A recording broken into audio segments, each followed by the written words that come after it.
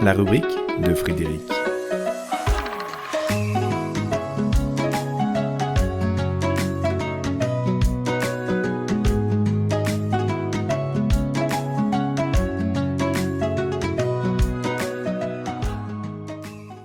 Faut le croire pour le voir. La beauté est dans l'œil de celui qui regarde, disait Oscar Wilde, car nul ne peut percevoir ce qu'il n'imagine pas exister. Comment voir la divinité si celle-ci est inconcevable? Comment voir chez son voisin les qualités de beau, de bien, de vrai si ces dernières n'appartiennent pas à nos répertoires du possible? Comment attribuer à tel ou tel un défaut dont nous ignorons l'existence?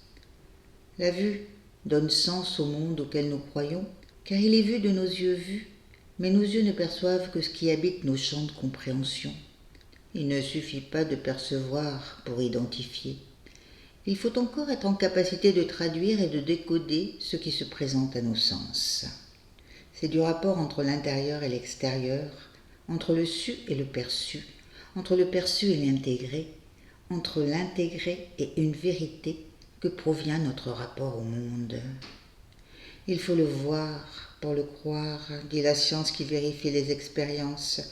Il faut le voir pour le croire, dit l'opinion publique quand elle identifie un phénomène et l'élève au rang de certitude, alors qu'elle focalise sur un épiphénomène déconnecté d'une réalité plus complexe. Ce qui est vu devient preuve, et la preuve ne souffre pas le doute chez l'ignorant qui se targue de savoir. Nous sommes tellement habitués à croire ce que nous voyons que nous oublions que nous ne voyons que ce à quoi nous croyons, car il faut le croire pour le voir. Si les scientifiques ne croyaient pas un tant soit peu au bien fondé d'une hypothèse, ils ne mettraient pas tout en œuvre pour vérifier son exactitude et découvrir ses effets et ses applications. Si l'inquisiteur ne croyait pas au mal, il ne chercherait pas à l'objectiver chez celui ou celle qui exprime autre chose que ce qu'il prône de façon aveugle. Il croit obstinément et ne conçoit comme acceptable que ce qui entre dans son champ de croyance.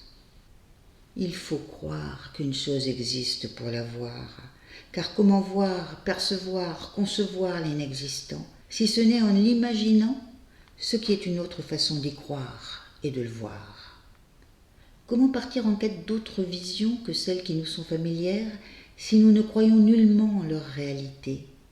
Il faut croire pour voir. C'est là notre nature. Celle-ci nous enferme parfois, mais peut aussi nous conduire sur les chemins du possible. Il faut croire à la physique quantique pour aller explorer les mondes invisibles qui parlent d'une autre réalité. Nos croyances donnent le goût d'explorer et de sonder l'inconnu. Elles ouvrent nos champs de curiosité, mais elles enferment aussi dans des mondes d'agir et de pensées sclérosantes. Il faut croire à l'inexploré pour chercher à l'explorer. Mais une fois découvert ce qui était ignoré, il faut croire à son au-delà pour continuer à pénétrer le mystère dans lequel nous évoluons.